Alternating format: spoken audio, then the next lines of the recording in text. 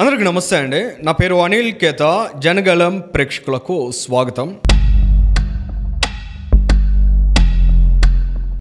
ఈ వీడియో పూర్తిగా నారా లోకేష్ గారి గురించి చేస్తున్నామండి.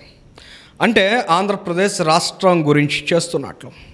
నారా లోకేష్ ఆంధ్రప్రదేశ్ రాష్ట్ర భవిష్యత్తుని ఎంత అద్భుతంగా మలచాలని ఆలోచన చేస్తున్నారు, ఏ రకమైన ఆలోచన విధానాలతో ముందుకు వెళుతున్నారు, ఆంధ్రప్రదేశ్ రాష్ట్ర అభివృద్ధిని ఇక ఎవరు అడ్డుకోలేని రీతిలో ఏ రకంగా ట్రాక్లోకి తీసుకొస్తున్నారు అనే విషయాలు ఖచ్చితంగా అర్థం చేసుకోవడానికి ఈ వీడియో దోహదపడవచ్చు.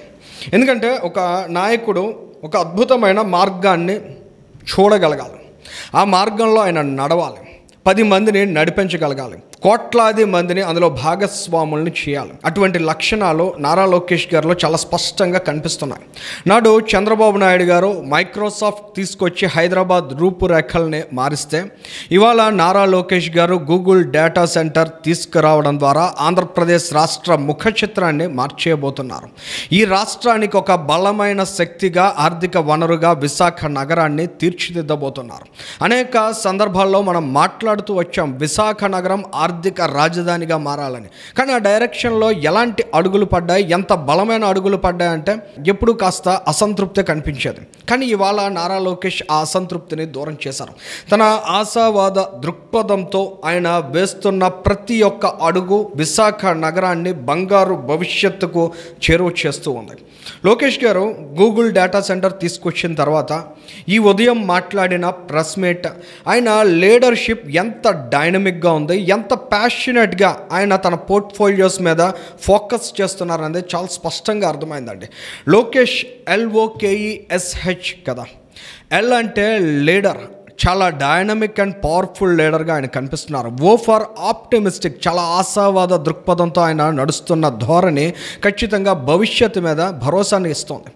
K అంటే నాలెడ్జ్, ఆయన నాలెడ్జ్ ఎంత పదునుగా ఉందనేది ఇవాల్టి ప్రెస్ మీట్ కాదు, గత ఏడాదిన్నర కాలంలో అనేక పరిణామాలను గమనించినట్లయితే చాలా క్లియర్గా అర్థమవుతుంది. ఫర్ ఎంపవర్మెంట్, ఈ రాష్ట్రంలో ఉన్న ప్రతి ఒక్కరిని కూడా ఎంపవర్ చేయాలని అనుక్షణం ఆయన తప్పిస్తున్నటువంటి సందర్భాలు కూడా ఇవాళ రిజల్ట్ ఓరియంటెడ్గా మారుతున్నాయి. ఫర్ స్ట్రాటజీ, ఎంత స్ట్రాటజిక్గా ఆయన గేమ్ ప్లే చేస్తున్నారు. ఆంధ్రప్రదేశ్ రాష్ట్రంలో ఉన్న విశాఖ నగరం పేరు ఈ దేశమంతా కూడా వినిపించే విధంగా, ఇప్పటికే ఈ దేశంలో నిలదొక్కుని ఉన్న ప్రధాన నగరాలు తమకు భవిష్యత్తులో విశాఖ నగరం ఇవ్వబోయే పోటీని అర్థం చేసుకునే విధంగా ఆయన స్ట్రాటజిక్ రోల్ ప్లే చేయడం. ఇక ఫైనల్ హెచ్ అంటే ఆయనలో ఉండే హ్యుమానిటీ, ఎంత మానవీయ కోణంలో మానవతా దృక్పథంతో ఆయన వ్యవహరిస్తారనే దానికి ఆయన ఎక్స్ హ్యాండిల్లో ఉండే పోస్ట్స్ని చూసినట్లయితే ప్రతి ఒక్కరికి అర్థమవుతుంది. ఇటువంటి ఒక డైనమిక్ లీడర్షిప్ క్వాలిటీస్తో LOKESH నారా లోకేష్ వేస్తున్నటువంటి ప్రతి ఒక్క అడుగు కూడా ఆంధ్రప్రదేశ్ రాష్ట్రానికి ఒక బంగారు భవిష్యత్తును అయితే ఇస్తుందనేది చాలా స్పష్టంగా అర్థమవుతుంది. ఇవాళ ఉదయం ఆయన మాట్లాడిన అంశాలను చూసినట్లయితే, సో ఒక పక్కన TCS, కాగ్నిసెంట్, యాక్సెంచర్, ఇట్లా ఏ కంపెనీ తీసుకొస్తున్నాం, GCCలు తీసుకొస్తున్నాం, ఇంకో సైడ్ డేటా సెంటర్స్ తీసుకొస్తున్నాం. You're building the entire ecosystem. It is not about one company, one investment. మీరు దయచేసి గమనించాలి, మొత్తం ఎకో సిస్టమ్ బిల్డప్ చేస్తున్నాం. ఇప్పుడు చాలా మంది రహేజాస్ కి గతంలో హైదరాబాద్ లో knowledge, I think it's called knowledge city, ఎందుకు ఇచ్చారన్నారు చాలా మంది ప్రశ్నించారు. ఇప్పుడు ఎంతమంది పనిచేస్తున్నారు తెలుసా ఎకో సిస్టమ్? 1 lakh. హైదరాబాద్కి ఉన్నది మన విశాఖ నగరానికి లేనిది. ఆ రోజు ఉమ్మడి ఆంధ్రప్రదేశ్ రాష్ట్రం కలిసి ఉండాలని మనం కోరుకోవడానికి కారణమైంది. ఆంధ్రప్రదేశ్ రాష్ట్రం విభజన తరువాత కొత్త రాష్ట్రంగా ఉన్న ఆంధ్రప్రదేశ్ రాష్ట్రం నిలదొక్కుకోవడానికి శత విధాల ఇబ్బందులు పడుతూ ఉండడానికి, వీటన్నిటికీ మూల కారణం ఏంటంటే ఎకో సిస్టమ్. ఇక్కడ ఎకో సిస్టమ్ లేకపోవడం వలన ఈ మౌలికమైన అంశాన్ని ఆ రోజు చంద్రబాబు నాయుడు గారు అర్థం చేసుకుని ఈ రాష్ట్రం హ్యాపెనింగ్ స్టేట్ అని బిల్డ్ చేసే ప్రయత్నాన్ని చేస్తే, 2019 తర్వాత జగన్మోహన్ రెడ్డి వచ్చి డిస్ట్రక్షన్ చేసింది ఏంటంటే ఈ ఎకో సిస్టమ్ని. ఇక్కడ వ్యాపార అనుకూల వాతావరణం లేదు అనే ఒక బలమైన అభిప్రాయాన్ని క్రియేట్ చేసి పోయారు ఆయన. సో ఇవాళ నారా లోకేష్ గడిచిన 15 నెలల కాలంలో చేసిన కసరత్తు ఆంధ్రప్రదేశ్ రాష్ట్రంలో తిరిగి ఆ ఈకో సిస్టమ్ని బిల్డ్ చేయడం. ఒక్క విశాఖ నగరం, విశాఖ రీజియన్ మాత్రమే కాదు, అటు రాయలసీమ, మధ్యాంధ్రప్రదేశ్లో కూడా ఈకో సిస్టమ్ బిల్డ్ చేయడం మీద ఆయన స్పెషల్గా ఫోకస్ చేస్తున్నారు. దానికి సంబంధించిన అంశాన్ని ఇప్పటివరకు మనం విన్నాం. సరే, Nara Lokesh ecosystem build చేయడంలో భాగంగా ఎలాంటి ప్రయత్నాలు చేశారు, ఎలాంటి ప్రయత్నాలు చేస్తూ ఉన్నారు, అవి ఎలాంటి రిజల్ట్స్ ఇస్తున్నాయంటే గూగుల్ అనేది ఒక గ్రేట్ ఎగ్జాంపుల్గా మనం చూస్తున్నాం. దీని వెనుక ఆయన పెట్టినటువంటి ఎఫర్ట్స్ ఏంటనేది కూడా ఆయన మాటల్లోనే ఒకసారి వినండి. ఇదంతా మీరు చూస్తే మొదటి మీటింగ్ నేను సెప్టెంబర్ 2024లో గూగుల్ ప్రతినిధులు విశాఖపట్నంకి వస్తే వాళ్ళని హోటల్లో నేను లంచ్ ఆర్గనైజ్ చేసి నేను నా కారులో అన్నాడు అక్కడ తీసుకెళ్లి ఎక్కడైతే డేటా సెంటర్ వస్తుందో స్థలం వాళ్ళు కూడా చూపిస్తాం జరిగింది. కరెక్ట్ గా 1 నెల తర్వాత నేను యూఎస్కి వెళ్ళాం. మీ అందరూ తెలుసు, అక్కడ గూగుల్ క్లౌడ్ లీడర్షిప్ ని కూడా నేను కలుస్తాం జరిగింది. 1 నెల తర్వాత అంటే నవంబర్ లో గూగుల్ ప్రతినిధులు వచ్చి గౌరవ ముఖ్యమంత్రి గారిని ఇదే హాల్లో వాళ్ళు కూడా కలుస్తాం జరిగింది. అక్కడ మేము చర్చించినప్పుడు ప్రత్యేకంగా ఆంధ్ర రాష్ట్రంలోనే చట్టాలు సవరణ కాకుండా దేశంలోనే కొన్ని చట్టాలని సవరణ తీసుకురావాలి, కొన్ని అంశాలపైన క్లారిటీ కావాలని వాళ్ళు ఆనాడు కోరటం కూడా జరిగింది. గౌరవ ప్రధానమంత్రి గారిని ఒక గూగుల్ పెట్టుబడిపైనే 2 సార్లు కలిసి డీటెయిల్స్ అన్ని గౌరవ ప్రధానమంత్రి గారితో చర్చించిన తర్వాత అక్కడ అవసరమైన చట్టాల సవరణ కూడా చేశాం.